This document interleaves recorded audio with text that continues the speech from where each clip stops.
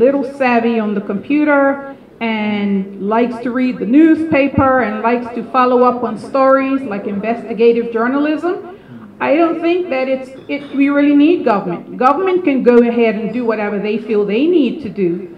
But when you look at sites like one that I like, NSOPW, it's a mobile app which I have on my phone, and I can go anywhere, put a zip code in and find out. So of course I've checked my former zip code, I've checked my daughter's zip code, and it's amazing how many people are out there. I mean, it just blows the mind. Bermuda is a smaller community, but based on our size, there are a lot of people walking around feeling quite free. They don't think that we're going to speak. I was 17. I'm 55 years old now. I haven't called his name. If he knows, if he sees my Facebook posts occasionally or something like that, he knows that it's coming. But does he have recourse? Can he go to the police and turn himself in? Can he go to his pastor? Can he go to a counselor? Yes, he can. I am no longer a child, so they don't have to report him. But if I was still under the age of consent, they would have to report him if he went to them. But don't you think it would be much better to just go ahead and get it off your chest than to live a life waiting for someone to actually speak up? My I hate using sexual assaulter. My rapist will not go on a sexual offenders registry, I don't believe, unless I press charges. And that's my choice. Well, I don't know what I want to do. But what I do really want to do is to empower and encourage anybody who has had this happen to them. Write down your story and then go into the police department and file your story and decide whether you want to press charges or not. One thing that is very empowering is once you do that, you kind of feel a little safer, right? It never goes away. It doesn't affect my life per se, but it does affect some of the decisions I make. But it hasn't made me a basket case or anything like that. I have been very protective of my daughter, and she wouldn't mind me telling that it was with great distress and disappointment and sadness when she came to me and told me she had been sexually assaulted. And the person is in Bermuda. And the person walks around as if nothing happened, waiting.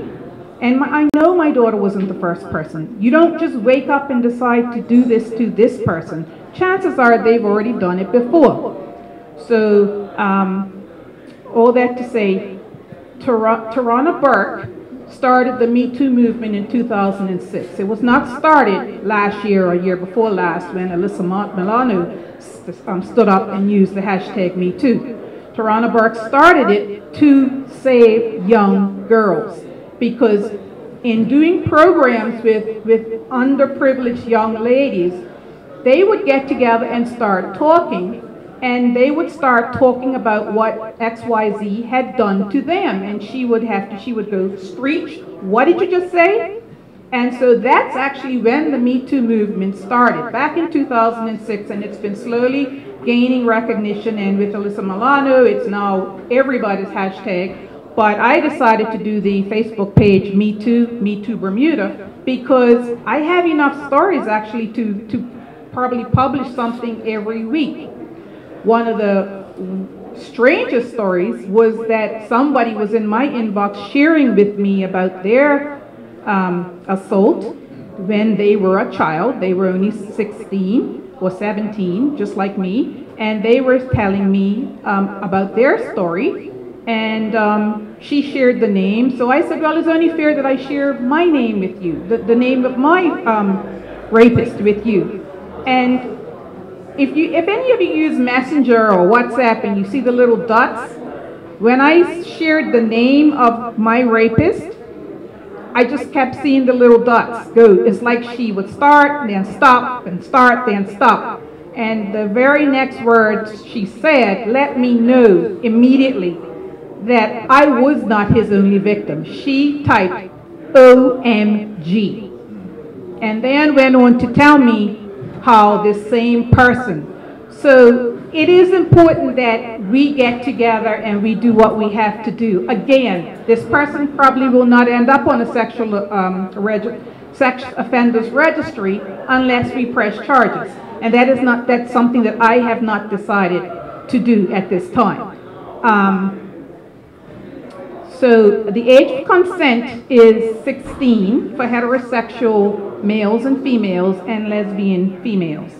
The age of consent for homosexual males is still, I believe, 18. I don't think that was changed when the Honorable Walton Brown decided to put that Domestic Partnership Act in effect. So there is still indifference or difference in the age of consent.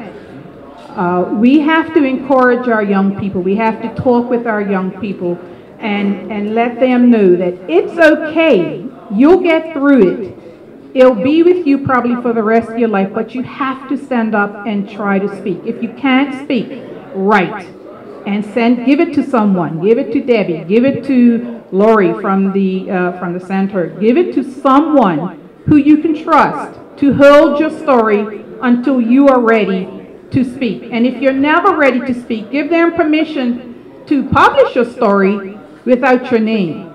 But my goal is to empower people to speak about their hurt, their truth, and to know that you can't carry the shame your entire life. Because that's what stops us. You can't be ashamed, and you can't protect entities, people, other family members.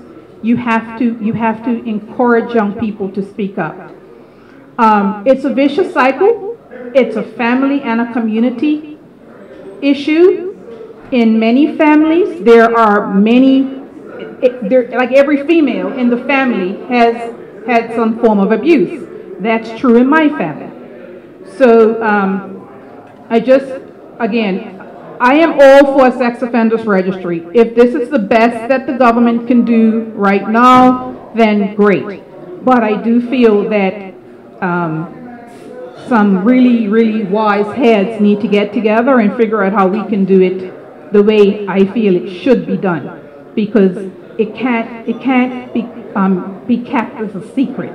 We were all children once, and even though we're trying to make sure that Bermuda is better for our children, this child still has to deal with her pain and shame and everything. And so my goal is to not only help children, but to help the adults that are survivors of this type of behavior.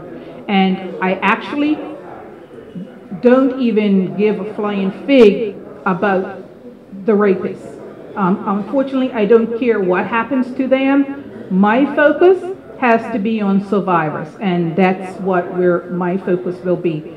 And as a survivor, the Sex Offenders Registry would help, I believe, prevent more victims or more survivors, because someone will stop and think, it's bad enough that you can't travel, but when everybody knows that you can't travel and you've done this, you'll think twice about actually doing this. And I think that's why it continues, because Bermuda allows it to continue, and we have to do something to stop it.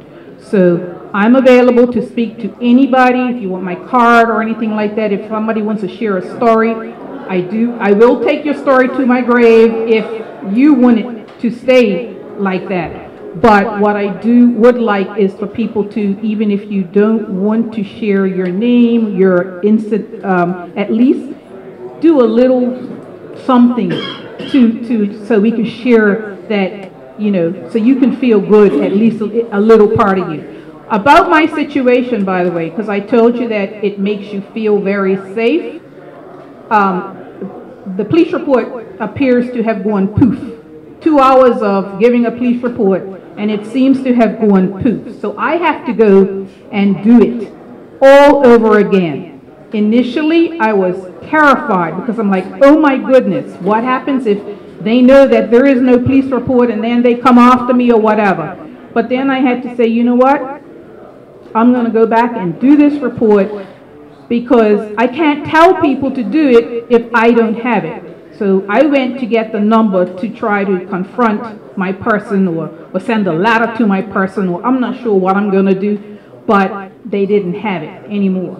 So I have to go back and do it. But I can't encourage you or a family member or a friend of yours to do it if I haven't done it. So that's what I have to kind of start over again. But I am always available to listen to a story, to write a story, and just to encourage you, to let you know that life goes on. Everybody, you know, it comes up every now and then, every time I see him, every time I see the people who were involved with the event that caused this.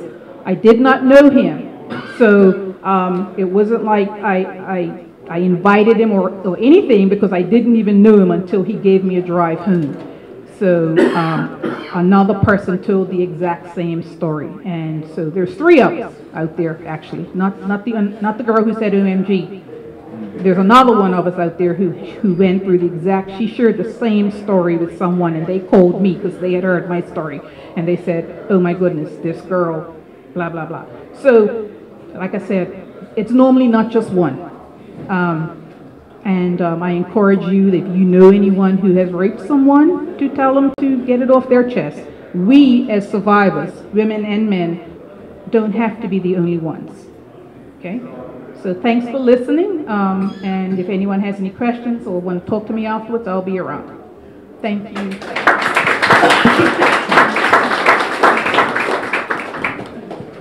Yes, good evening, everyone. I'd like to first just say thank you for coming. This is very brave of you. This is very brave of you to show up this evening, to listen and to ask questions and to share on a subject that is highly emotive. It is not easy to discuss these matters, and I can only speak from my own personal experience and how I got involved and on the Joint Select Committee. So actually, I'm going to slide this.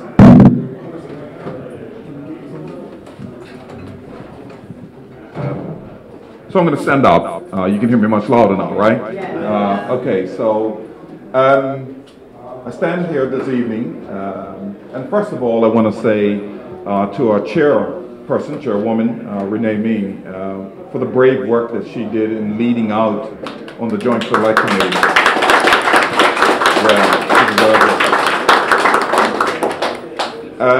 And I want to thank Jean Atherton, our leader, for asking me to be on this committee. I really didn't want to be on the committee, quite frankly. And I have a difficult time dealing with abuse of women and kids. Just really have a tough time with it. But I did decide to go on the Joint Select Committee, and I found myself, quite interestingly enough, avoiding the conversation even in the committee. What a wonderful experience it was. There were some colorful characters in the committee, some outspoken members of the committee who feel very strongly about ensuring that we have a public register of offenders.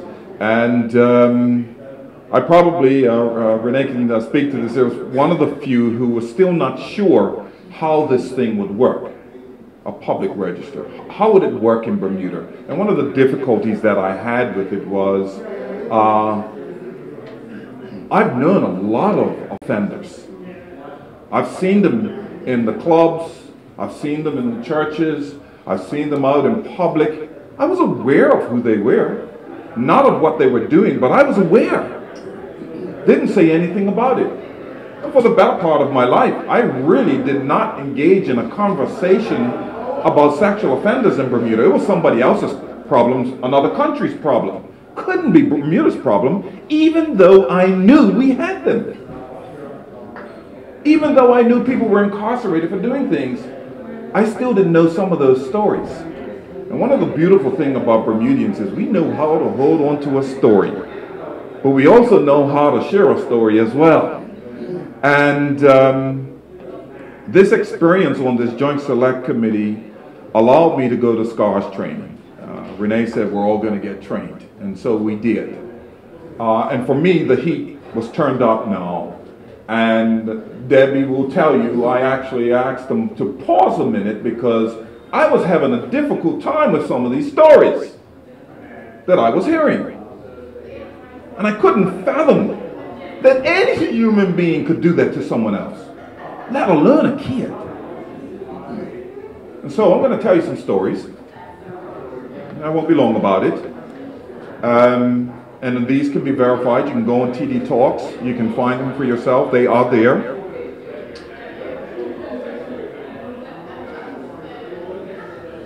Maina, 4 years old, the sex offender was standing above her. And I'm telling you these stories for a reason.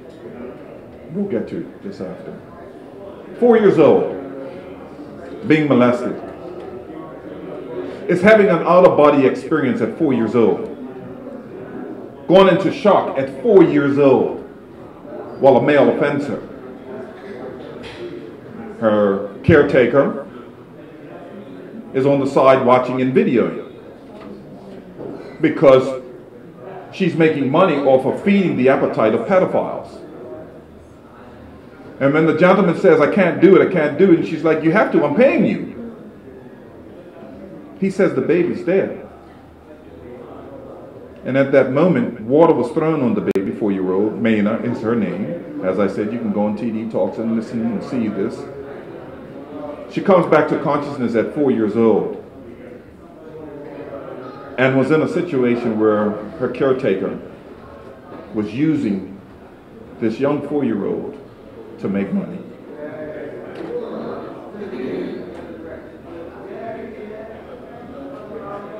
Let that sink in. Then I was taken to another story whereby Sue Black, a forensic scientist for the UK police, who specializes in dismemberment of bodies, can tell you when it's done, how it was done, what instruments were being used. But she also had another specialty that she was very good at, and that was identifying how adolescents and young kids were killed or died. She was brought into a specific case, a unique case, in that a young teenager, below the age of consent, young teenager, was being abused by their father. She went to her mother and told her mother what was going on. The mother refused to accept it and told her it's not true, can't be true. And so this young teenage girl decides that in her smarts in an abusive situation, puts on her computer and has Skype on to record it at night when the father was coming into the room. Interestingly enough, the camera that's Skype on your computers, when it goes into infrared mode, something unique happens to the body when it's filming it. And so the forensic scientist was looking at the film and noticed that she could see the vein pattern in the arm of the perpetrator, the abuser. This was new to her, and she realized, we're onto something here. We can identify this person by their vein pattern. Because your vein pattern in your right arm is unlike anyone else's in the room. And it is unlike your left arm, for that matter.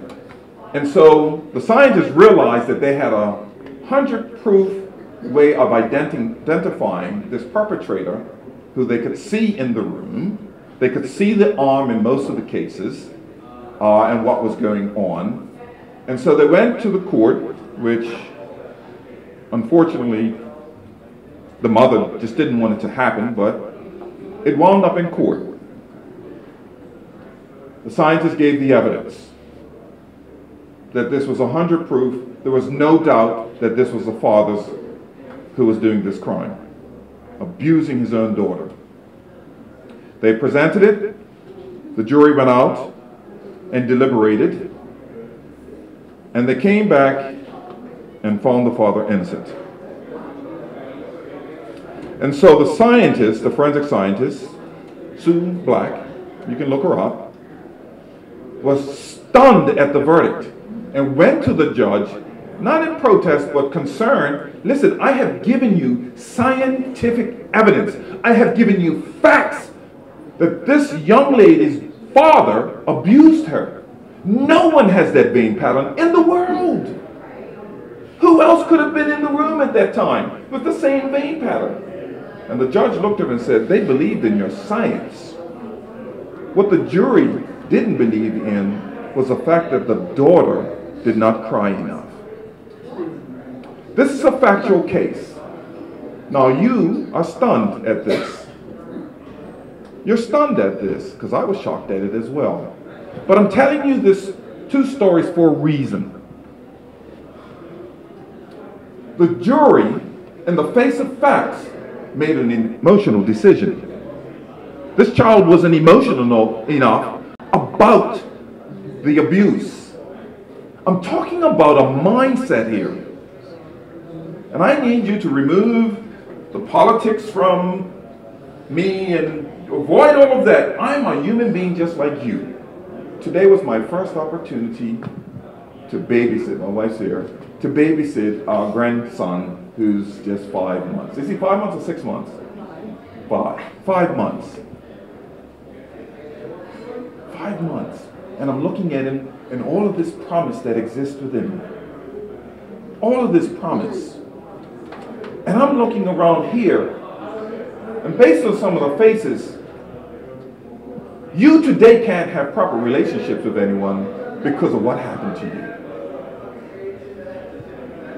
But yet, a jury amongst us is capable of saying that a man in the face of facts, Debbie, he's innocent because the victim didn't show enough concern, didn't cry enough. What are we doing to one another? This thing has become perpetual. It's not like the batteries run out and then it's done. And what I mean by that is this. That young daughter went to her mother seeking, thinking it's a safe place, and it wasn't. So this child is scarred. Where do you think they're going to go from there? And guess what? After taking scars and the meetings that we had in this Joint Select Committee, I realized that you have professional sexual abusers out there who are looking, watching, not just our young girls, but our young boys. And they are experts, as I listen to the TED talks, at picking out the vulnerable. This young lady who was brave enough to film her father doing it, now, where's the safe place to turn? And a pedophile or a sexual abuser is out there waiting. And unfortunately, they're pretty successful at what they do. So I go back to the question, how is it that we, as a community, can overlook these things? I've internalized this thing. I knew abusers.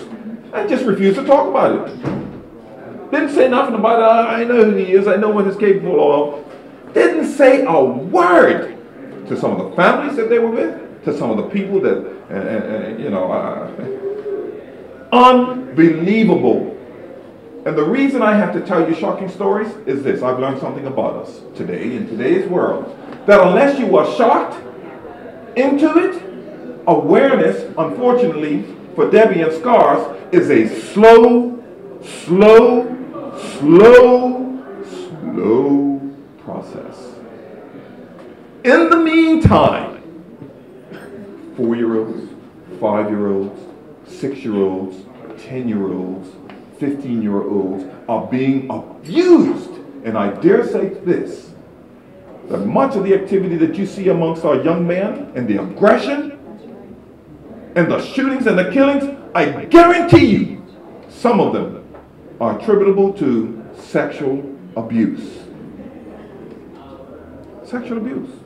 So I had to take responsibility as Craig Cannoneer and now as a public figure for turning a blind eye to allowing someone's life to be destroyed. Completely destroyed.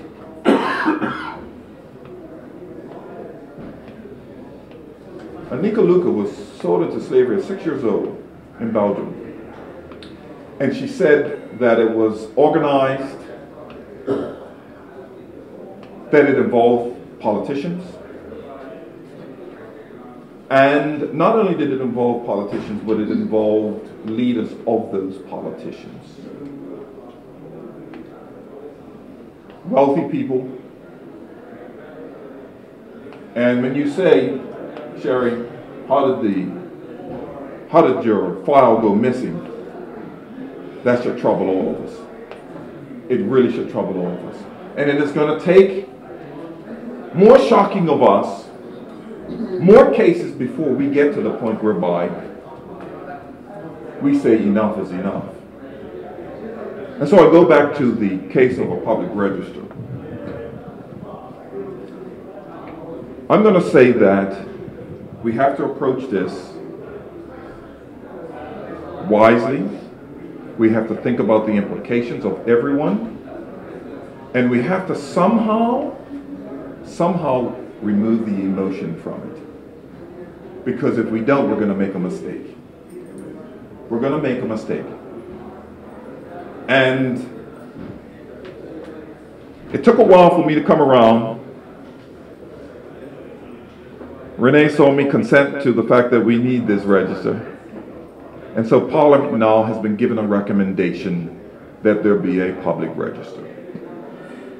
Parliament has agreed to take on those recommendations. It is not law, just so that you're aware. I want you to be aware of that. These are recommendations that have been made to Parliament, and now the AG, the current the Attorney General, has to weigh in on the recommendations that have been made. That is where we are now. I am confident, based on the recent history, that we will move forward and find some way of having this happen. But I'm quite frankly encouraged by what I heard from Debbie and Sherry, that sometimes you don't have to wait for government. You can be a force unto yourself. And these kinds of groups and meetings need to continue. I think they need to go throughout the island. One of the things that became very evident to us in the committee was, as we talked to the support groups, the police and the psychological departments and the schools and the likes, one of the things became very evident to me, and that is, it is disjointed. That the right hand really didn't know what the left hand was doing. And these are the support groups that we have that are supposed to be there creating a safety net. In fact, in one case, it was quite disturbing that was brought up, and it happened in the school, very public, and some of the information was even in the newspaper. And when we talked to the school, they didn't even know about it. And so we've got a lot of work to do. We have a lot of work to do to create awareness, but I want to encourage you this. For those of you who are here, we need to speed up the awareness. Innocent lives are being lost. Our young boys, as a male I'm saying this here, are being lost. And we don't have enough young men as it is right now being able to walk around freely. They're being incarcerated for all kinds of things, getting caught up in all kinds of things. And quite frankly, Bermuda's birth rate is almost at a negative rate. We're not even producing young people enough to sustain ourselves. And the ones that we do have, there's a proportion of them who's been lost to abuse, sexual abuse, horrendous things that are happening. So I want to again say thank you. Thank you for coming. Thank you for being brave enough to sit in a room of like-minded people who want awareness and who want to know more about how we can help. Thank you.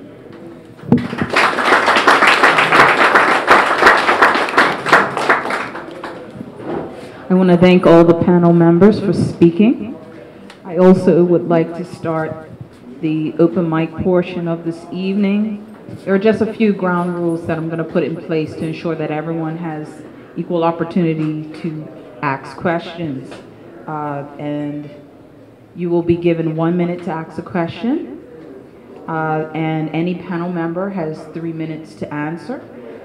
In addition to the 3 panel members that we have, we also have Bruce Swan, who's a lawyer from Apex Law Firm.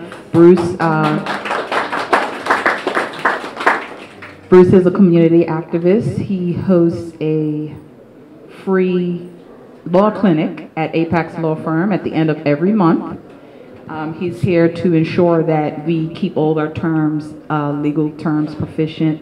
I also have Danny Penn from the Women's Action Group. She will be speaking in her capacity to any concerns that anyone has. Unfortunately, the mic does not stretch as long as I would like for it. So if you could kindly raise your hand and either come to the front or maybe we can improvise. So the floor is now officially open.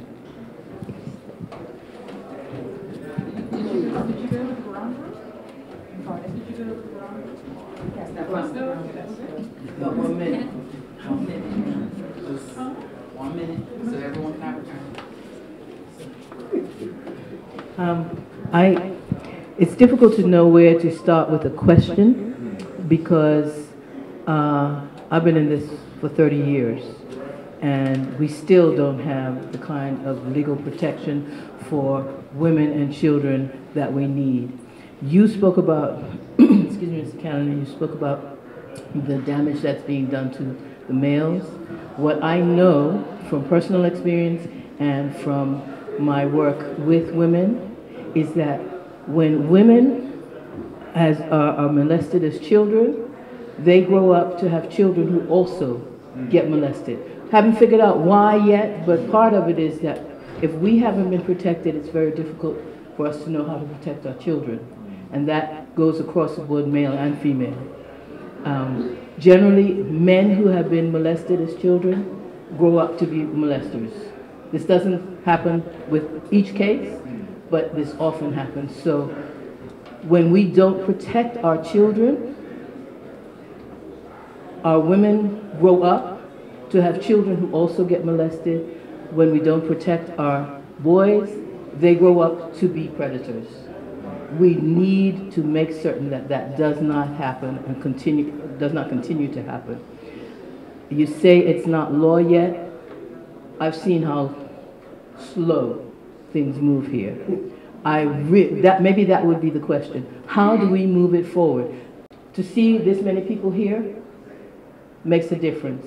If each of us makes certain that we talk with other people, if we make certain that those in our family, because almost every single family on this island has at least one predator in it. And if it doesn't have a predator, it has somebody who has been preyed upon. When we were starting the Rape Crisis Center, we did an unofficial poll, and we realized that more than 1 in every 2 women on this island has been molested before the age of 16. 1 in every 3 to 4 males has been molested before the age of 16. So, look at the person next to you. Probably, if it's not you, it's them. That is unsustainable because every single one of us who then grows up to have children is going to have a child who's either going to be molested or is going to be a predator. We need to make certain that we stop this cycle as quickly as possible. So tell me how we move it faster. I take it that question's to me. Well, it's to everybody. Anybody who can answer that, including Ms. May. Well, let me say this here. I brought up the process that we went through as a Joint Select Committee, and Renee is here if she wants to chair, if she wants to speak to it as well. I will say that Renee was tenacious at speeding this up. Quite frankly, when I came in the room, I was frustrated at looking at the fact that it was moving very slowly, and this committee did move it along quite rapidly. It is, as I said, in the Attorney General's hands now, and what we need to do is appeal to her for her response to these recommendations, and I'm sure that the chair will certainly be at her doorstep, ensuring that we get as rapid response as possible. I cannot give a time factor to it. It is not in my hands, but I can tell you that the recommendations are now before the Attorney General to speed this thing up. Renee, I don't know if you wanted to add anything to that. Sure. One of the things that we promised when this report was finalized is that it would not be a report that would sit on someone's shelf. That is actually worded in the report, and it's what promise that came out of our committee. So what will happen actually by next week is that we will do a debrief with the Attorney General so that we can actually hear her feedback and her comments with regard to the report and the recommendations in the report. And we would like to hear from her what are some of the plans and the visions for going forward. We have approximately 29 recommendations that came through our report. It's a very holistic recommendations because it not only deals with the personal side, it takes into consideration, the educational component. And what came out of our report is that we realized that education and awareness is key. And so if we're going to move forward with this, we have to make that one of the main focal points for moving forward. We have addressed it at the educational level, even in our public and private schools, so we have recommendations for that. We have recommendations on the management of sex offenders, and we also have recommendations for counseling of victims. Because we cannot forget that these persons who are victims need to move forward in their life as well. I would encourage you, this is the report, it's a public document at this stage. I would encourage you to have a read of it. It speaks to just about everything that we could touch. We interviewed 18 different entity bodies and people with regard to report, and part of that so that we could have a broad range of knowledge when we move forward with it. We refer to the Criminal Code Act, we refer to the Child Act, where SCARS was very good to us in terms of us being able to reach out and ask for data, statistics, and information. The reality is one of the stats that has started me is that 88% of the offenders are known to us. And so they're normally people that we know, that we trust, and are family members. And that's a very scary statistic when it really boils down to it. So I am hopeful that even for this evening, because I have a meeting in St. George's, so I was about to have this meeting, but I'm hopeful that what comes from this is that there's a recording and there should be somebody scribing saying that this committee can get that information back. This was a bipartisan committee, so when we said that we did not represent our political parties, we represented what it is we want to see in Bermuda with regards to this. And so we recommended a tiered system. We recommended those that are in the tiers, who should be public and who shouldn't. There were lots of things that were taken into consideration. We took into consideration the 17-year-old against a 15-year-old girl. We took into consideration the person who was drunk and urinated in a public place, because those two offenses get you on a public sex register. So I think it's a thoughtful report. I think it was very collaborative, and we actually speak to the professionalism of the committee.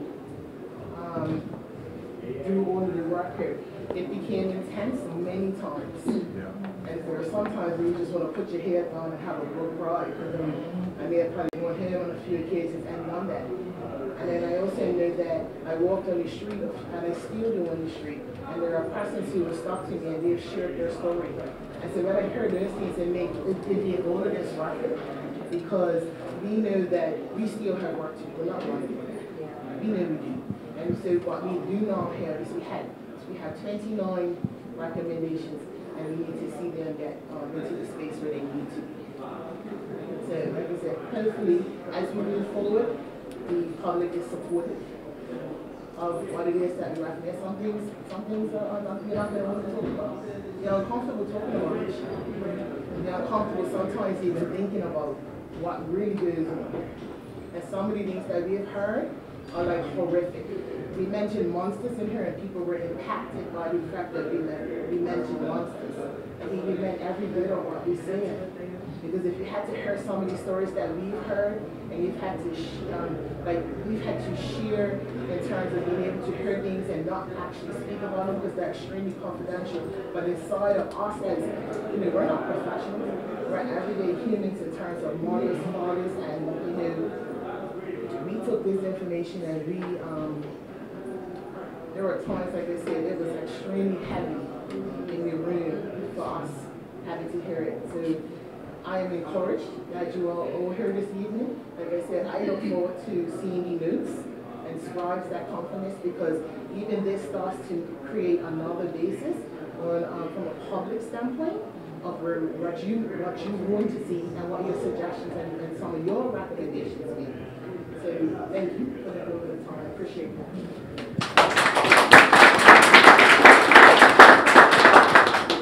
Thank you. We have another question. I don't think I have a question. Yes. So, Robin, I want to thank you so much for putting this on. I want to thank the panelists. Excellent information. I remember going to a training one time, and it was a forensic training. I was the only one there who was from a nonprofit sector. Everyone else was either doctors or nurses, and this was a forensic training for sexual assault. And to see scenes of what Mr. Cannonier was speaking about when it comes to young children being sexually assaulted. It's things that we need to keep in mind. For so long, Bermuda has become professionals at keeping the perpetrator safe. We have become such professionals at, oh, such and such did such and such, let's keep it in the family. Such and such did such and such, let's keep it in the church. Such and such did such and such, let's keep it in the school. We have become such professionals at keeping the perpetrator safe that we don't look at the victim. And it has destroyed Bermuda greatly because we're so busy about keeping stuff quiet. But it's time that we stop that. It's time that we consider the victim, consider what they live with till the day they die.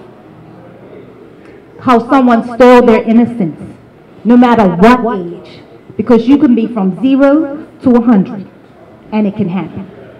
And so it's time that Bermuda stop keeping the secret of the perpetrator and that we expose these individuals, because that's the only way this is going to get a lid on it. Because until we stop being too scared to speak out, we will keep them in power. We will keep the perpetrator in power. So we need to sort ourselves out. I like what Sherry said. You don't have to wait for the government. There was a website, I haven't seen it for some time, but I know it was on a Facebook page that had Bermuda perpetrators on it with pictures. And this was about 6 or so years. It's still there. I don't know. And they've updated it. They haven't updated it lately. And I remember showing my daughter, because this is something I've talked to my daughter about for at least the past 10 years since I've been in this business. And we're going through the pictures together, and she's like, Mama, I saw him at Cup Match. And now, Cup Match was like 6 months prior. Thankfully, my daughter is very good with remembering individuals' faces. And she's like, yeah, I saw him at Cup Match, and he made me feel creepy just when I saw him, and I walked past him. She was 14, 15 at the time. And so she said, Mama, I'm going to school tomorrow. I'm going to share this Facebook page with all my friends. And so that's something that we must do. When you know about somebody, don't keep it quiet. Share it. Don't be afraid to share it. Because that's how you protect the next person. Because if they don't know, they can't be protected. So I just want to encourage everyone to protect the victim. Don't protect the perpetrator. Thank you. Would anyone else like to ask a question or speak?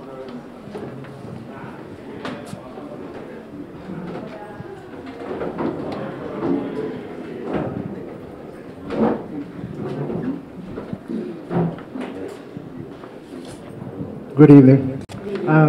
I may rub people the wrong way, and it doesn't really matter, but I just want to be respected just like the rest of you.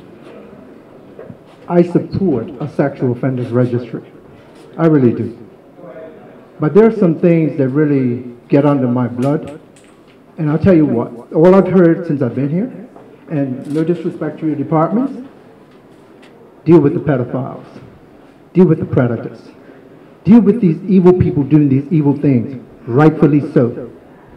But do you know there are people out there that are doing these things that were once the victims? And this is what we fail. In the early 1980s, I went to the health department, the health minister of Bermuda government, under the United Bermuda Party government, the Honorable late Quentin Edmonds. I had been to Washington, D.C. I had been to in and up and down the United States, spent about $8,000 doing what I thought was personal for me because I had a family member that was listed as the first person in Bermuda that was charged with burglary. Okay? Many of you go home and Google that, so I don't have to go into detail. And I felt hurt for my mother, hurt for my father. And I said, something has to be done. Bermuda had nothing to offer. When I found the research, I took it to the Honorable Quentin Edmonds, and you know what he told me? Get out of his office. This is our government officials. And I challenged him to the point that the police had to remove me. And I've been pounding the pavement ever since, and it's close to 35 years. And here's what irritates me. She said it, I said under SCARS, I took SCARS training. We have one individual that was doing the rehabilitation in Westgate. Ridiculous. Bermuda is long overdue for proper facilities. We waste money in this country for everything under our former government and the present government. But there are some serious issues in this country that are not being dealt with, and I, for one, am very passionate. I want to say this, that while we're fighting to stop the predator in their tracks, remember, this is a learned behavior. Like they said, the man didn't wake up at 72 and decide to just interfere with somebody. This is a learned behavior. But in this society, it's okay for me to take Tom, make him my husband, lay down in front of children that we're going to raise together, teach them this garbage, and where do you think it starts? This is just one of the areas. Now, I said people were like, where I'm going to go with this. But then don't go there. Wait, no, hold up, please. I respect their opinion. I respect their opinion. Okay, let me address what I'm going to say. My point is, I'm not going to take and listen to anybody else. The thing is, that's what we got to do. I may not have your opinion. You may not have mine. But for God's sake, let's come together and reason together. Because there are too many people around here that have been victimized, that have become predators. And in their state of being predators, they're now taking and making more victims who, the majority of them, also become predators. And we got no help for none of them. But we want to put them out on blast, and they should be.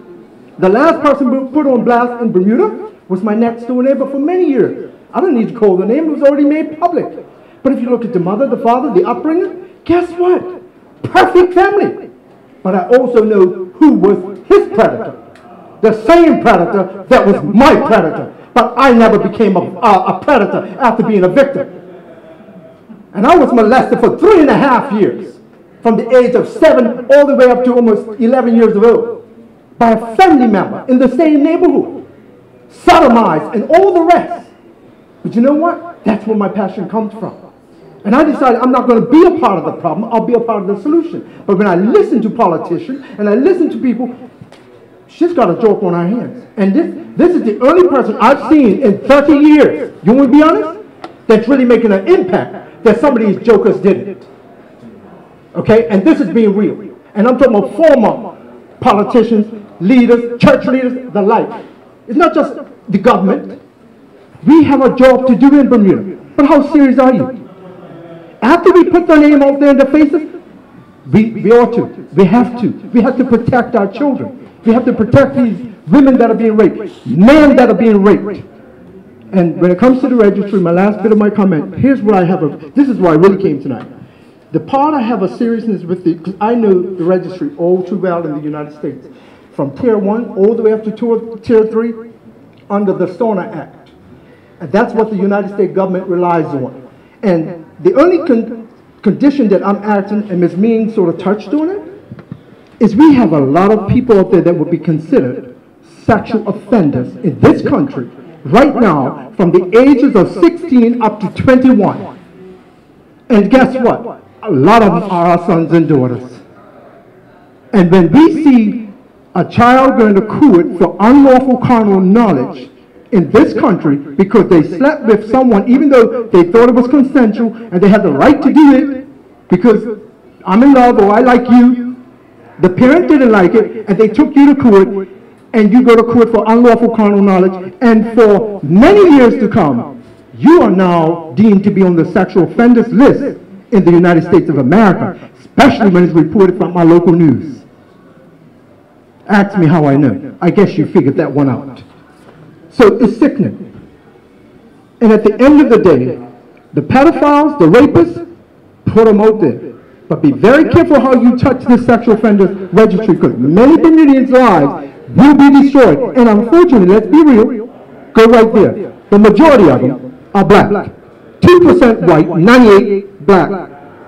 And where are we going? But yet we have all these unreported issues going on in all cultures and communities in Bermuda.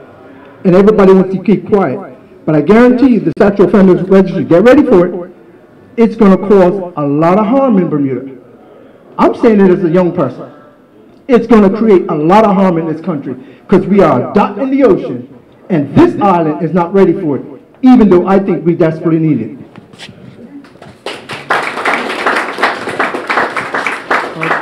That was definitely passionate, and we must remind ourselves that it's okay for us all to have different views and opinions, but we have to respect each other's views and opinions and still find a way to come together and find a compromise that works for everyone, not just one side of this coin. We have to consider both. Is there anyone else that has a question? Does anyone else have a question? It's more of a comment than a question. One was that that was touched on both by Mr. Ming and the concern that everybody speaks of. I don't think, in fact, you raised the issue. Looking in this room, I don't think that there are very many people who have not been touched in some form or another by sexual abuse. So that means we have a very long register. I think we should all probably put our names on it. But one of the concerns that I have, and particularly when I have encountered young men who are 17, who have thought that a child or a girl is also 17 or 18, and she's told him so. And the parents have then realized what their daughter is doing, and they then prosecute the gentleman, the young boy. And he's on his way off to university, or he's off to going off to in his life, moving on. He's not particularly interested in the girl, and the girl has not understood what she has caused. And he will be on this sexual offenders list. And on top of that, he'll probably be there for 10 years or more because he's made an unwise decision, and in the heat of the moment, he hasn't stopped to ask or even verify that this girl is old enough. What do we do about cases like that? And they've gone to court, and they've been found guilty, and they can't leave the island and go off to school. That's a big concern. How do we address that?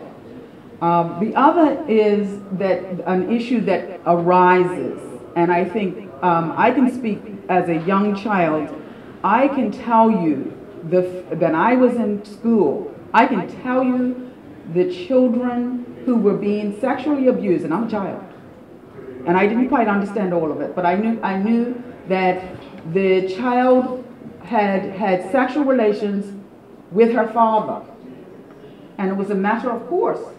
In other words, this was a culture, a family culture that was probably spoken amongst adults, because that's how I heard of it. And the children knew that it was not in their family, but no one did anything about it. I raised that because we do have some horrific events that have happened in our families. But what I'm saying to you is that we really have to address more than just the register, but the culture of sex in Bermuda. One of the encounters that I had to deal with as a child was I had a son who was 11 years old. And he was at a camp, and a 9-year-old child, I happened to be there. I call myself helicopter parent. I happened to be there, and this girl, who was 9 years old at the time, told me, and this was not too long ago, told me that she wanted to sex my son. And I'm asking her, well, what does that mean? And she could tell me what it means. And all of her other friends, they were around saying to each other, yeah, that's a good idea. And I asked them, did they understand what that meant? Some of them didn't. Some of them did. What I'm saying to you is that we have a real systemic problem that the register cannot address, and that is our culture about sex in Bermuda, period. And then when we do have a register and we are registering people as sexual offenders, the caution is who's going on that register, for what reason, what impact is this going to have on our community at large. And the other is,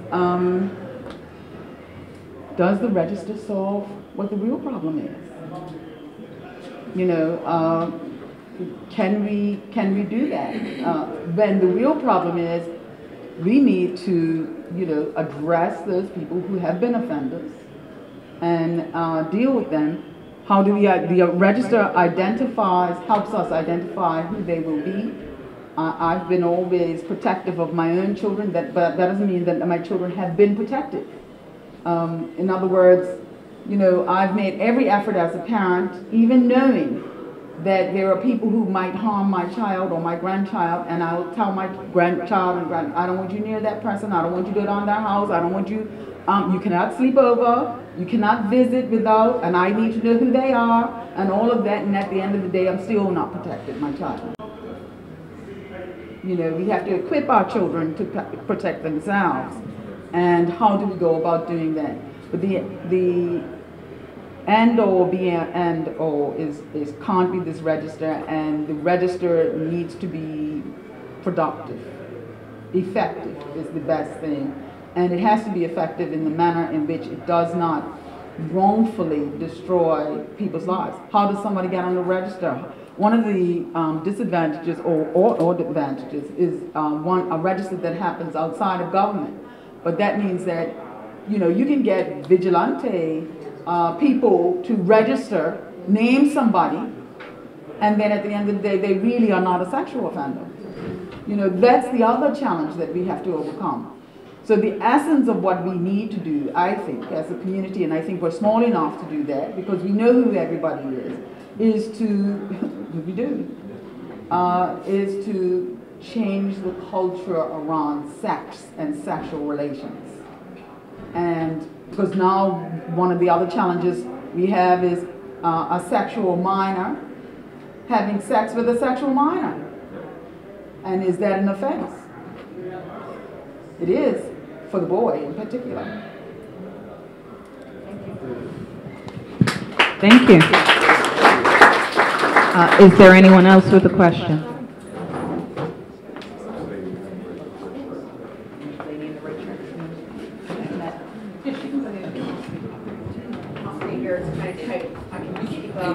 I have more of a comment as well. I respectfully disagree that we need to take emotion out of it.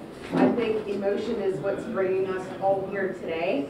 Luckily, I never experienced horrific stories like this as a child, but I have a 3-year-old now, and I'm terrified for the world we live in and for her. As much as I try not to be a helicopter parent, I now have to think of this.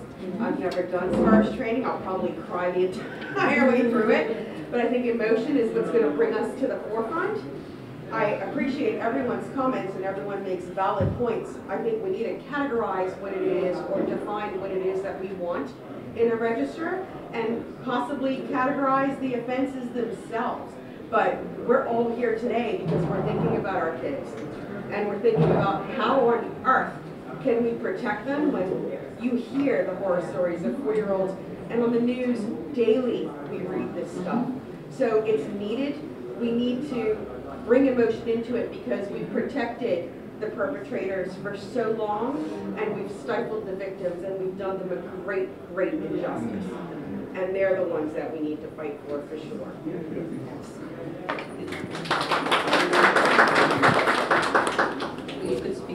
Good evening. I must say, I appreciate John and Debbie for what they've done and doing, and it's much needed. And for 30 years, I've been speaking about families, and the politicians don't hear. They don't listen. Even with flat shooters, they don't listen. The wheels turn too slow, and I think we need to do what we need to do. Now, I agree with this registry, but it can cause some harm in certain situations. I wish I could talk to the way I want it, but my hands are tied. John, you know what I mean. But I'll leave it at there. But what comes to mind is the lady there says that she hasn't come and spoken and also brought that person to justice. How many more, how many out there that weren't brought to justice so they continue the cycle? You said 3 that you know of. How many that you don't know of? And so on and so on. We need to stop. We need to change.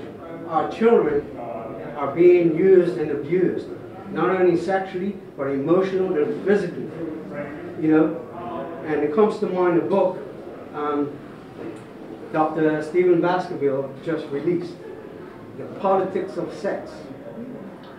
It is so true, and he goes across the spectrum of what has come to light.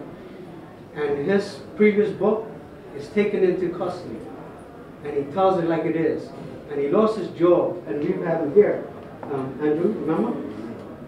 In 2007, he was here, and he speaks and he goes factual. And we need, even with facts, people don't want to do anything about it. And I agree with the gentleman. I too went to the minister, and I was almost thrown out. He says, don't worry about it. It's somebody else's problem. You know, so I know exactly what you mean. And it goes back almost 30 years, you know, to me.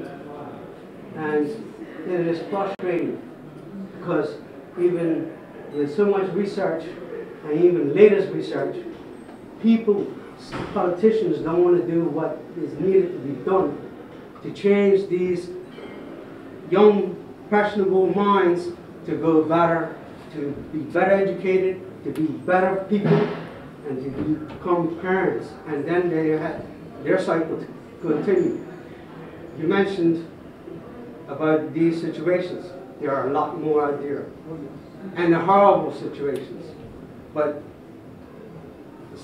the wheels turn too slow.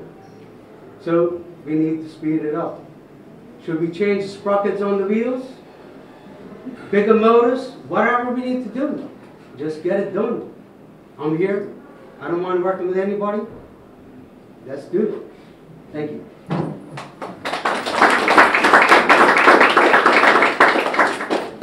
Is there anyone else who has a question of? I have a question. I don't have children, so I don't know what's going on and what's changed in the school system. But sex education and family planning, like what's the curriculum around that? Has that changed with SCARS? Has that, you know, does it encompass not just only sexual education and contraceptives and whatever the normal stuff is, but also family planning and you know, when you're talking about the culture, you know, and knowing that, you know, sex is something special, and, you know, the things that you would hope that maybe a mother would say, but because maybe they've been victims, they don't know how to say that to their children. So that's the cycle that keeps repeating. So I don't know, is that something that we're looking to do? That's definitely a government thing, right? Yeah, so I can only speak on behalf of SCARS and what our mission is. We believe that it's an adult's responsibility to protect children. And when we started this organization, we brought to our country an educational curriculum that will teach adults how to recognize, prevent, and react responsibly to the issue of child sexual abuse. And we do that through a 3-hour training that teaches adults how to talk to their children about their bodies and about how special their bodies are, and how to be able to tell an adult, no matter who it is, to tell a parent or a safe adult that they can tell them anything about anyone that's ever made them feel uncomfortable in their body, and that nobody should touch them in their private parts, including their mouth. And so that's the message that we are delivering to the adults in the community, and trying to train every single adult in this community. But what John and I recognized when we started SCARS was that people may not want to come listen to sexual abuse for 3 hours. Just listening it for a few minutes with Mr. Cannonier, it's uncomfortable, and it's not easy to hear these stories. So we developed locally in Bermuda a 1-hour SAFE presentation, which stands for SCARS, Arms, Families Through Education, and we take that to PTA meetings across the island. But not all parents attend PTA meetings for whatever reason. And we teach parents what are the warning signs, what do they have to talk to their children about, what is their responsibility as parents who bring beautiful children into the world to talk to them about their bodies. I, as a parent, only thought that babysitters were dirty men. I didn't know that it could be somebody in a family who is loved and could be in a position, a very close position in a family. I just thought it was babysitters. Once I understood that we can no longer assume the role a person plays in a family or in a community will necessarily keep children safe, we have to talk to our children about everyone. And we have to, the best protection for a child is their relationship with the people that bring them into this world, to let them know that they can tell them anything about anyone. And so what they're doing in the public school system, I can't speak on. I just know that we have trained 7,560 people in Bermuda. 7,500, we're close to 15% of the adult population in prevention of sexual abuse. I can't go down the line of, we can't move out of our lane to go to physical abuse, emotional abuse, or we would lose our charitable status. When we applied as a charity whose mission is to reduce the risk of child sexual abuse in Bermuda and be an advocate and a voice for children who've been sexually molested. Now, we're not saying that a public list is the only answer. What we're saying is we have a lot of work to do, and if we don't do that work, we need a public list. And there are things that we can do to protect children from sexual abuse. And yes, I believe that perpetrators need healing. They deserve that. They have to have something at Westgate that before they get out, they can confess their problem. They confess their affliction or addiction or whatever you want to call it. They have to be able to confess that. And once they confess it, they have to change their behavior. And they have to put people in their life that will help them to do that, that will hold them accountable. My daughter has an addiction from because of the effects of her child sexual abuse. Food is her drug of choice. I can't ask every grocery store in this country to remove the food off their shelves. I have to expect that she has a support system that allows her, that when those triggers come, she knows how to deal with it. Sex offenders need the same thing. But the first thing my daughter needed was a confession that she had an issue. First, we have to confess we have a problem. Then we're ready to change. Then there's a commitment to change. But if we don't confess we have a problem, we are not safe adults around children. That is the first thing, is confession.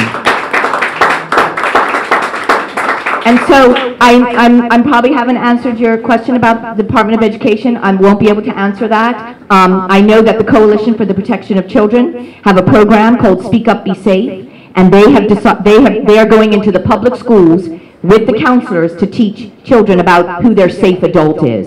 So they're getting in that direction. What's going on with the health, I know there used to be something called good touch, bad touch, but I don't know how far we've gone from that, because as we know, this has nothing to do with touch. You can say that you're 53 and you can say that you're 13 and you're really 53 on this with children. This is huge, and we need to protect our children on these devices. Because if you talk to anybody who works in cybercrime, they will tell you it is growing, and it is a dark world out there. And so we encourage parents to download a great app called Kids Locks, Kidslox. If you have a child, download it. Protect your children on this device, because this is getting worse, and report it to cybercrime in Bermuda. But you know, we don't want to see a public list. We know what that's going to do, but we want to protect children. That's all we want, is children to be protected. And the two perpetrators that I talked about earlier in our life, there's no way children are protected from them. They have no provisions in the community. None. How do we protect children that way? And yes, I agree with you with the 19-year-old that had sex with a 15-year-old. We have to think about that. It has to be a tiered, very carefully looked at who's going to go on that list. And we have to understand, and that is only by somebody who's a professional, trained professional, to say, can this person be rehabilitated? I believe a 19-year-old who had sex with a 15-year-old can be rehabilitated much better than a 72-year-old who had sexual activity with a 9-year-old. That's going to take a lot longer and a lot more time to get to that person, and that is a danger. And so I think that it's not SCARS that's going to sit with the professionals, because we're not psychologists. All we know is this list, and I really believe in this government. I have to tell you, we had the first Attorney General that put a dangerous sex offender on the front page of the newspaper. That is progress in this country. And so we really believe that the Joint Select Committee are going to do the right thing and are going to communicate with the Attorney General, and we feel hopeful in this regard. We really do. Because we're having real conversations about this, and we're talking about it from a holistic perspective. And sex offenders deserve healing. But we have to also understand that their actions will change the life of a child forever. I will never be the same. I have serious trust issues. I don't have thoughts of sexual children. Never have. So not everybody who has been sexually abused, male or female, will continue to abuse. I want to make that very known. But I do have other issues. And we all have different scars from our abuse. And so the most important thing is that we get educated in prevention, because preventing sexual abuse is possible. It's preventable. I have told my children, you are to speak to your children about their bodies, and no matter, and you tell your children, you take a step more than I do, and you say, even if mommy makes you feel uncomfortable, you can tell me. Even daddy makes you feel uncomfortable, you can tell me. Or grandpa, or uncle, or anybody else in the family, or that favorite coach, or that favorite teacher, or that favorite Sunday school teacher, you can tell me, because nobody has a right to make you feel uncomfortable in your body. Those are the conversations I didn't have. I didn't go that far. But our training teaches adults how to recognize the signs, how to react responsibly, how to learn the facts about sexual abuse, how to minimize the opportunity. And organizations and parents must do everything they can to protect our babies, because our children will grow up to be adults. And we could work with a sex offender, we could marry a sex offender, we could be related to a sex offender, and we can also be related work or know somebody that has a scar from sexual abuse. And so, so on behalf of SCARS, thank you so much. Just a couple of things. If anybody is interested in seeing what actual sex offenders registry looks like, if you want to go out to nsopw.gov,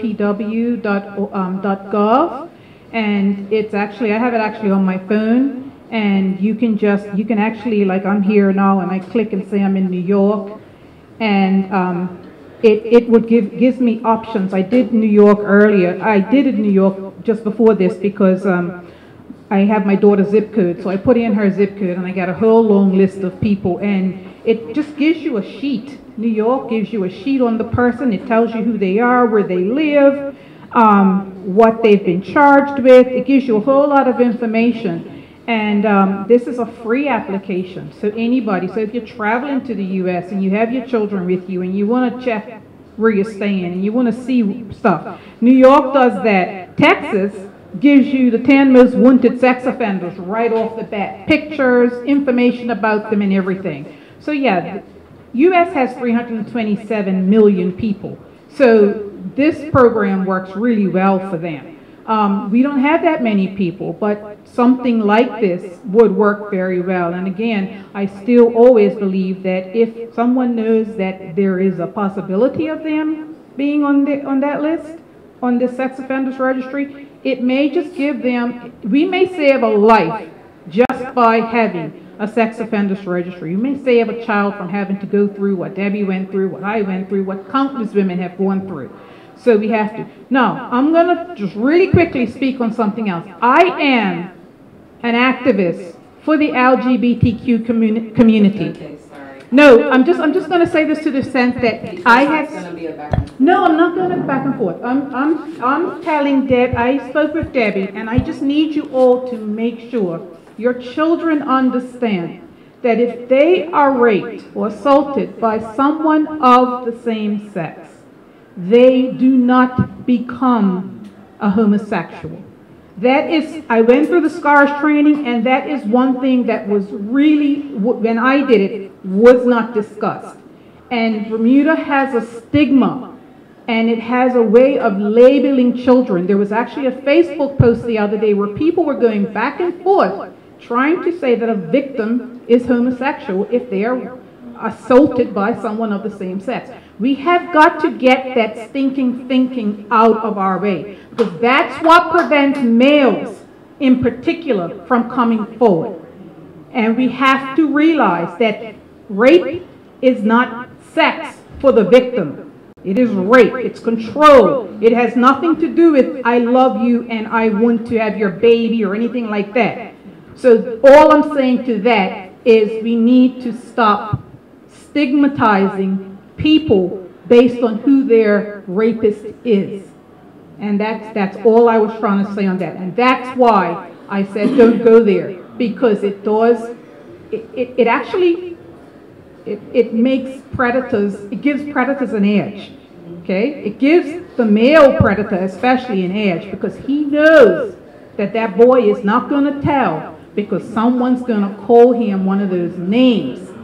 So we Bermudians in Bermuda, we have to stop doing that. Okay? That's all I wanted to say. It's nsopw.org, and it was it's got the Drew Jordan story, and it's also an app that you could download.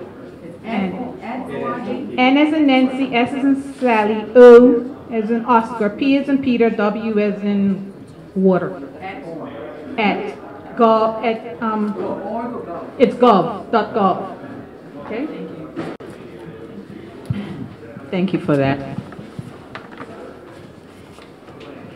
Yes, one thing I wanted to add was that the other thing that we need to consider is, I know, Debbie, you say that parents should be speaking up for their children, but I think one thing that we need to advocate to the select panel is that we need to look at legislation that will allow children to feel comfortable to speak up, because I think it's come up more than once. Children don't feel comfortable to speak up, and if we don't create legislation that's going to make them feel that comfortable, even if it's not from a parent, even if it's not from a teacher, it's somebody that children need to be able to go to say something, because all the stigmatization that we talk about is why we don't speak up. So rather it's a parent that doesn't tell you, we need legislation to support them. I remember as an attorney, a client who had sexual assault with a 13-year-old.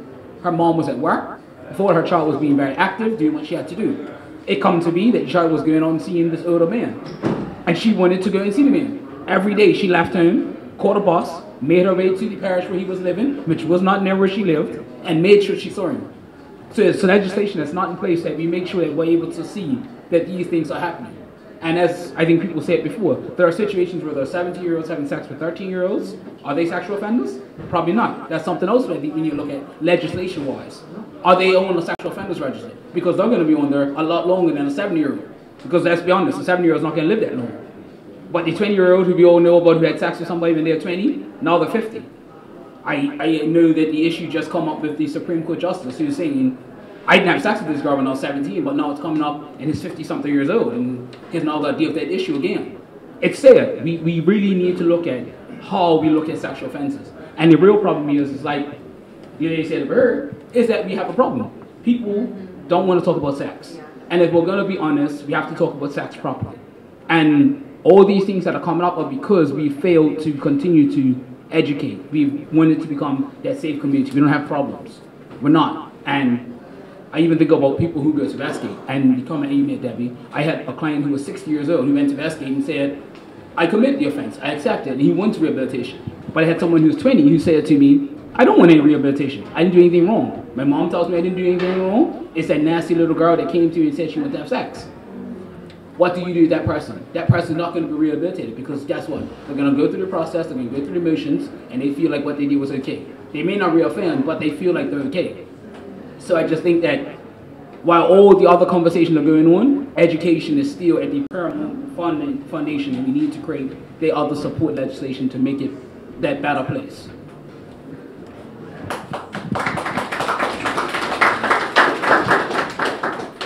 Yeah, I just wanted to give a few answers. In the recommendations, hopefully the next time we have a session, which will be soon, Robin, is we'll have a copy for everyone of the recommendations. But the recommendations do speak to the issues that you are talking about. How do we create a safe haven? And SCARS also has made that very aware to us. That is something that they are concerned about, of creating that. We are keenly aware of 16-year-olds, 15-year-olds with 17-year-olds and 18-year-olds having agreed upon sex between each other, and that is a problem. So we do know that that needs to be addressed, but that is speaking to now some of the complexities that we do have. According to the laws right now, they are offenders and they go on that list. And so it is a slew of things that are on the books that need to come off, that need to be cleaned up. And unfortunately, legislatively, that sometimes does not move as swiftly as we would like for it to. I will say this, that this Joint Select Committee is determined to bring this stuff ASAP. I mean, we got those recommendations together really quick. I came late in the game. I'm not an expert at this. I'm learning just like you are as we go along much of the complexities of this here. But I can say this, that committee, the members on the committee have been very vocal in the papers lately. They are insisting on something happen as soon as possible.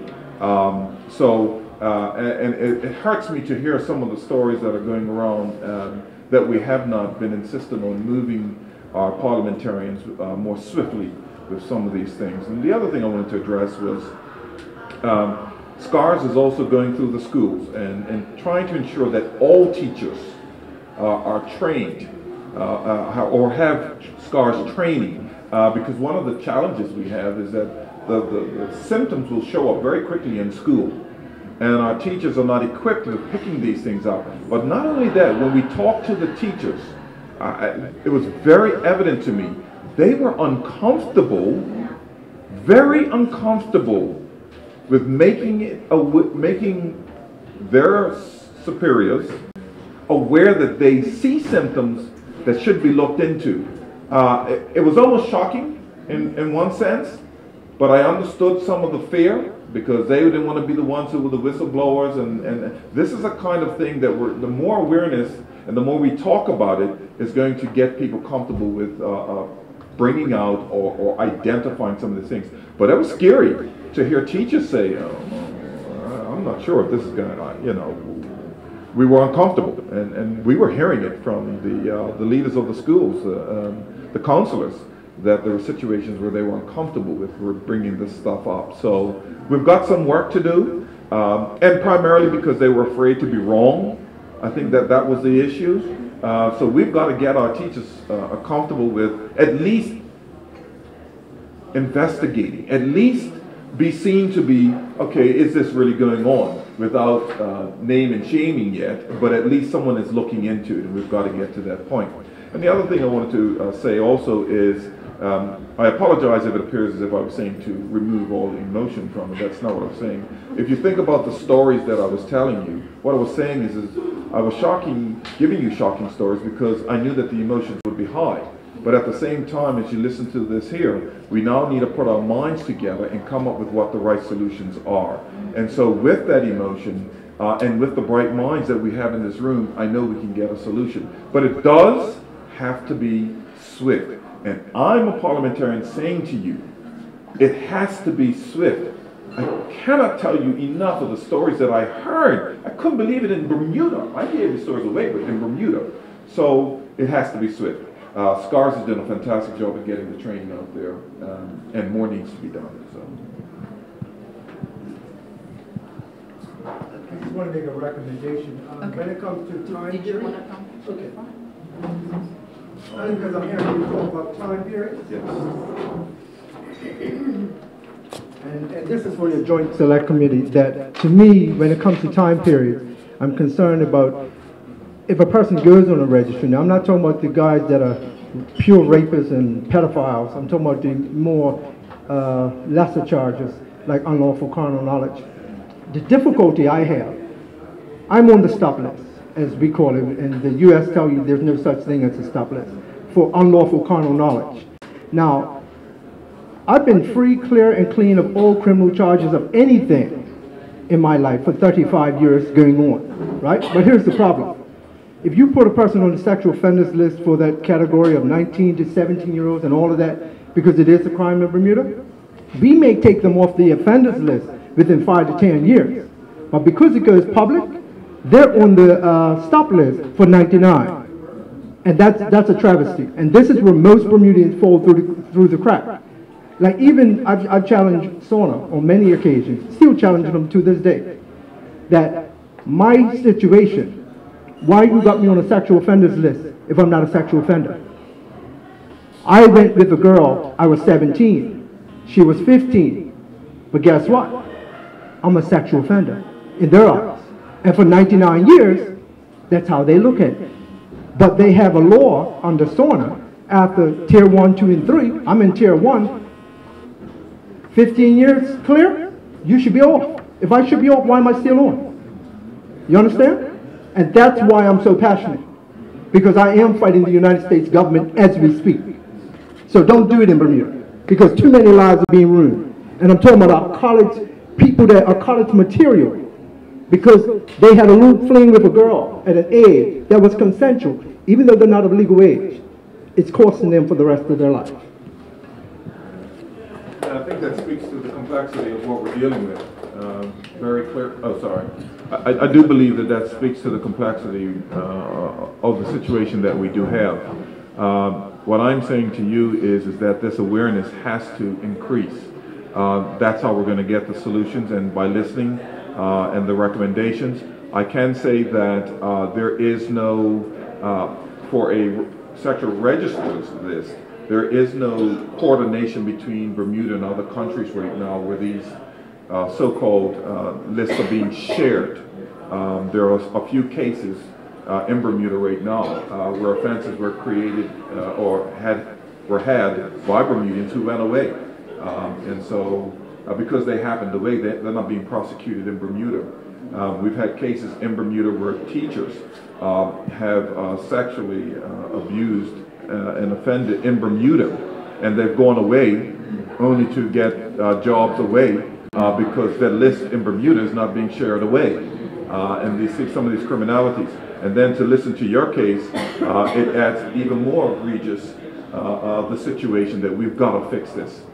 We have to fix this as soon as possible. I'm shocked at this, to hear that. First time I've heard of something like that. So to that point, are you saying that not only are we not sharing abroad, they're not sharing with us either? Because I've long said, like when we, we have guest workers and such, when you apply, for whatever position, you're not writing on your resume, I abuse my wife and I also like to abuse children or what have you. So are they not sharing as well? Is that not a requirement? In other words, are we actually I got it. Yeah. Unfortunately, I can tell you factually that people have come to Bermuda. Background checks have been had, but they have been former offenders and come to Bermuda and worked in Bermuda. And that is because of the interagencies are still getting up to par with sharing information. That's how slow and antiquated things are. It's this whole thing that we are talking about globally it is complicated and at the same time very simple. in how we should be approaching it. And again, as I said, I'm not an expert, but the more aware that I become of these things, I know that we have had offenders come here and work, even after checks have been made and they were on the list. We did talk to the police, and they are aware of some of these instances because people were prosecuted, and some people got away, left the island, just left. But they are now, part of the police is the section that deals with it. They are working with other agencies now to figure out how do we share this information, because it's not being shared. And people are coming and going in Bermuda, just Bermuda, we're in Bermuda, coming and going, and we are not aware. Until it's too late. Thank you. Thanks, Craig. I have to run off, but I just want to make note of the police background check. You're right, there are a lot of people that are coming on island as guest workers or on work permits, and it's up to the government to request those background checks. But the thing is, with employers, when they ask for background checks, often people are submitting police background checks on island. They're not asking for police background checks from abroad. You should be asking for both. So that's my recommendation if you are hiring, to ask for both. So.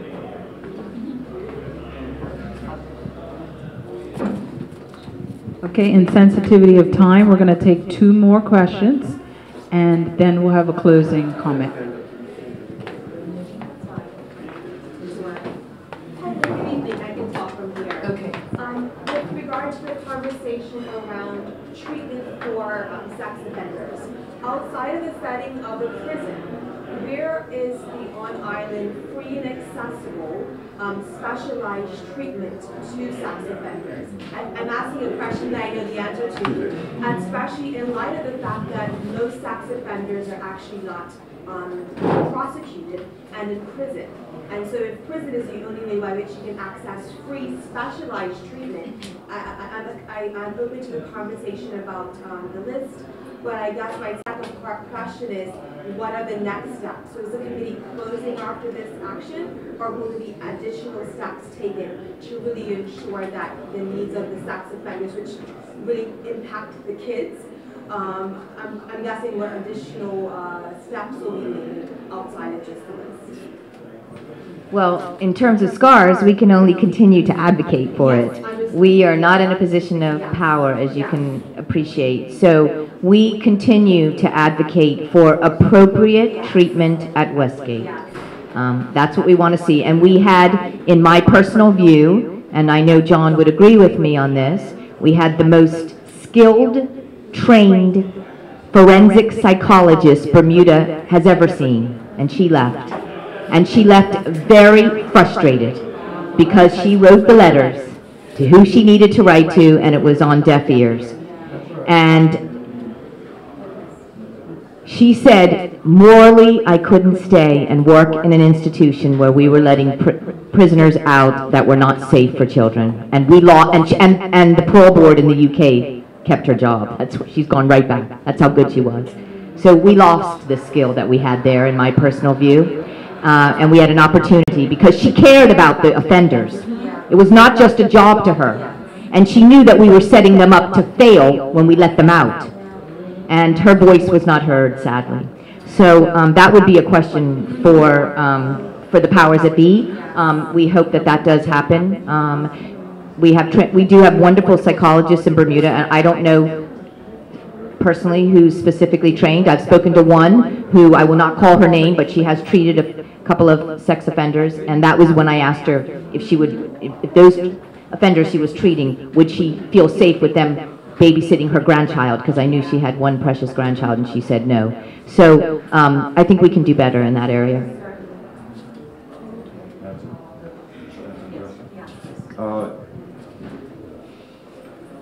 The committee's mandate was the register. Those recommendations have been made, but I can say this to encourage you, that within the committee, there were several of us who brought up the fact that this has to continue. And so I will take that recommendation back to the committee, but it did come up within, I can tell you this committee has been, it has been fantastic, well thought out. So please, when you get an opportunity, look at the recommendations that have been made. But this committee is being encouraged internally now to continue because of the complexities of the situation. Again, remember the committee is just it's a bunch of us we're learning. Some of you are more skilled than us. We're still learning, but we do know that we need to press the issue because many of you who are skilled at dealing with this here are pressing the envelope. There was one other thing.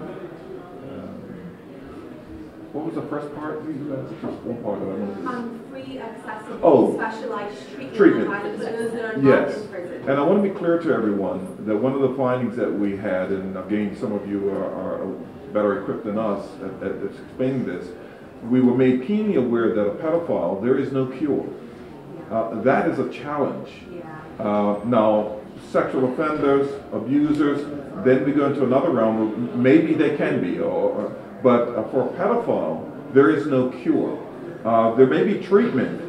The challenge is there's no cure, and that's something that we're going to have to wrestle with. I forgot to mention earlier the safety net. And when you were saying your stories, and that child went to the mother, and the mother disbelieved the child. And that's where we failed also, the safety net, right? And I could expand on the safety net, but I'm not going to do it today. I could do it another time on a different occasion. But the other thing that I like to mention also, a few years ago, my understanding in law that any teacher, any psychologist, any person's professional that deal with children, right, has the mandate and the duty to report any sexual activities that the child has been happening to, and to report it, and to the Child and Family Services. That's my understanding. That recommendation has been made. Right? So that should be already in law. Yeah. Well, the Children's Act says that any person who knows of significant harm to Any person who knows of significant harm to a child must report it to the Director of Child and Family Services. It does mention specific teachers, psychologists, clergy, because they've signed confidentiality agreements, but they wanted to say without the exception of that, it doesn't matter whether you are a psychologist, a teacher, or a clergy, any person who has known harm, significant harm to a child must report it to the Director of Child and Family Services. That means we're all mandated reporters in our country. And just going to take the last comment. Okay, several things that came up. One, this idea that if you are a male and sexually abused by another male, you don't automatically become homosexual. On the other side, that male who abused you is not necessarily a homosexual either. People who abuse children. It doesn't matter in the long run whether it's male or female, that child that they're abusing. Because it's not really about sex, it's about power. It's about having someone weaker than you do what you want them to do. So that person may be living a life as a heterosexual, may believe and be intrinsically a heterosexual, but they will abuse children because they're children, not because they're male or because they're female. So do not assume that homosexuals are, that the person who is abusing a male child is automatically a homosexual. And also do not assume, well, let me stop there because I have a couple of other things I want to say. One of the things that we really need to address is our court system, because we are taking people to court who are getting slapped on the wrist.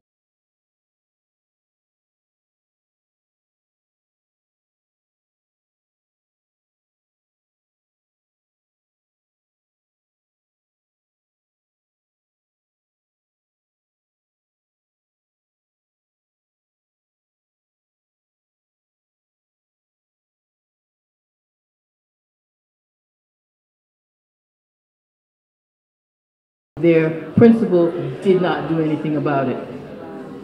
So it needs to go from all the way up to the top. Everybody needs to be looking out for children. Everybody. In addition to which, we have to start teaching our boys the same way we teach our girls. We tell our girls, keep your legs together, don't get involved in sex early, blah, blah, blah, blah, blah. We tell our boys, watch out how you ride on that bike. We don't tell them anything about how not to be a predator. One of the main reasons we must stop the predations on children is because we don't want to produce any more predators. Those people who are going out, somebody, I don't remember who, talked about the ones who have been molested themselves and therefore become predators. I don't give them a whole lot of shrift because they need to take responsibility for their behavior. Yes, what happened to you as a child was wrong. What happened to me as a child was wrong. I'm not out there molesting people. My son was molested. He's not out there molesting people because we've talked. And I have shown him what I feel is correct behavior for a man when he's dealing with other people who are not as strong as he is, who could possibly be victims. And we all must take this stance that we have to bring up our children, both male and female, in such a way that they are not either victims or predators. I have so much I want to say. In closing, I would like to thank everyone for coming out this evening. I don't know if anyone else has noticed, but I've been looking around the room, and I see represented in this room every gender, every ethnicity. It's a very good, healthy representation of Bermuda in this room right now, and I don't see that often when I go to these sorts of functions. So that tells me that Bermuda itself is ready to go forward with some form of a solution, that we're finally ready. So again, I would like to thank everybody for coming out this evening. This is not going to be the only event. This is going to be the very first of a series. And if you would like to be part of this, or you have any questions, any further concerns, or anything you would like to recommend, you can contact myself. You can contact Deb at SCARS. You can reach out to Craig. You can reach out to Lisa, who's also been very instrumental in helping us bring this forward. And looking forward to seeing everyone in this room again to the next one. And thank you again for your time.